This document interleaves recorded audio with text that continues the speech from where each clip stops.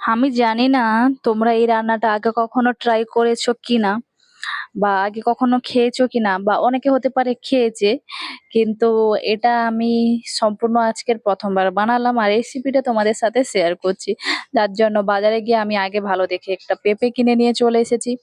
এখানে আমি নিয়ে নিয়েছি কাঁচা লঙ্কা, আদা, শুকনো জিরে, শুকনো লঙ্কা, পেঁপে, আলু, টমেটো আর অল্প পরিমাণে চিনি। আর এখানে আগে থেকে ভেজানো ছিল ছোলার ডাল। কত পরিমাণে নিয়েছি সেটা সম্পূর্ণ আমার ভিডিওর শুরুতেই দেখতে পাচ্ছ।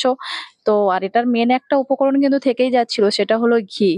যাই হোক, তো এখানে আমি প্রথমে ছোলার ডালগুলোকে দিয়ে, যেটা আমি আগে থেকে প্রায় 1 ঘন্টার জন্য ভিজিয়ে রেখে দিয়েছিলাম, আপনারা চাইলে 2-3 ঘন্টার জন্য ভিজিয়ে রাখতে পারেন। তো কোনো অসুবিধা নেই, সেটাকে আমি ভালো করে বেটে নিয়েছি। তারপরে আমি সেই ব্লেন্ডারে জিরে, আদা দিয়ে ভালো করে ব্লেন্ড করে নিয়েছি। এখানে দেখতেই পাচ্ছ আমি কুটকুট কুটকুট করে কেটেই যাচ্ছি। যাই হোক, আমার মুখটা গম্ভীর দেখে ভেবো না যেন আমি খুব রেগেছিলাম। ও না, সত্যি আমি রেগেছিলাম। যাই হোক, এখানে আলু আর পেঁপে গুলোকে আমি হালকা করে সেদ্ধ করে নিচ্ছি। আলু পেঁপে গুলো এখানে যেহেতু সেদ্ধ করতে বসিয়ে দিয়ে, এখানে আমি মশলাগুলোকেও সব সুন্দরভাবে কেটে নিয়েছি, সবই তোমরা দেখতেই পাচ্ছ। তো মশলাগুলো মোটামুটি কাটা হয়ে গেলে এখানে আমার ডালটাও রেডি।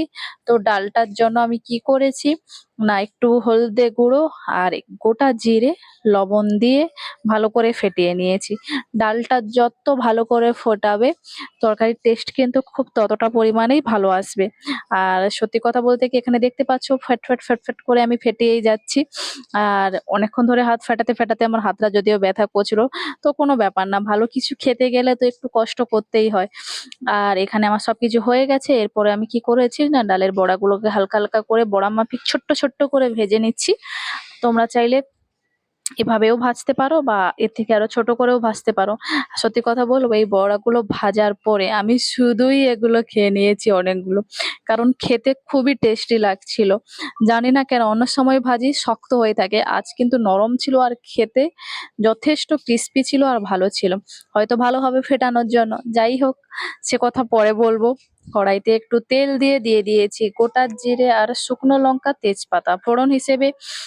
ভালো করে সেটা যখন গন্ধ ছড়াবে, খুব একটা সুগন্ধ ছড়াবে, সেই মুহূর্তে গিয়ে আমি এখানে বেশি কিছু নয়, আমি অ্যাড করে দেব আমার পেঁপে আর আলুগুলো। পেঁপে আলুগুলোকে অ্যাড করে দিয়ে অল্প হলুদের গুঁড়ো দিয়ে ভালো করে নাড়িয়ে চাড়িয়ে নেব। আর দিয়ে দেব পরিমাণ মতো লবণ।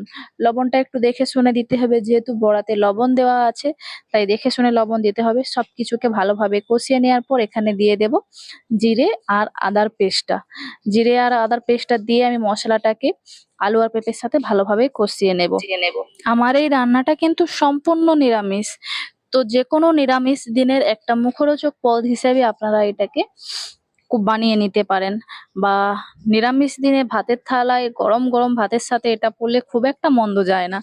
যাই হোক, মশলার সাথে কষানোর পরে আমি দিয়ে দেব এখানে কাঁচা লঙ্কা আর ওপর থেকে ছড়িয়ে দেব ঘি। আপনারা চাইলে পুরো রান্নাটাই ঘিতে করতে পারেন, কিন্তু কি বলবো, আমি সেটা করতে পারিনি। তার একটা কারণ হলো আলাদা, যে আমি বেশি ঘি খাই না, সেই কারণে।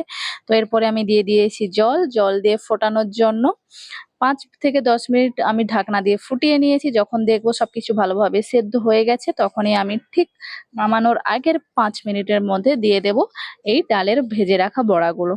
ডালের ভেজে রাখা বড়াগুলো দেওয়ার পর আবার আমি ঢাকনা দিয়ে রেখে দেব প্রায় 2-3 মিনিটের মতো। তো যতটা পরিমাণে আপনারা কি করবেন, যতটা পরিমাণে জল প্রয়োজন ঠিক ততটাই দেবেন, কারণ বেশি পরিমাণে জল দেওয়া যায় না, আবার বেশি কম জল হয়ে গেলে ডালের বড়াগুলো জল শোক করে নেবে। বাস, এই তো আমার রেডি রান্না।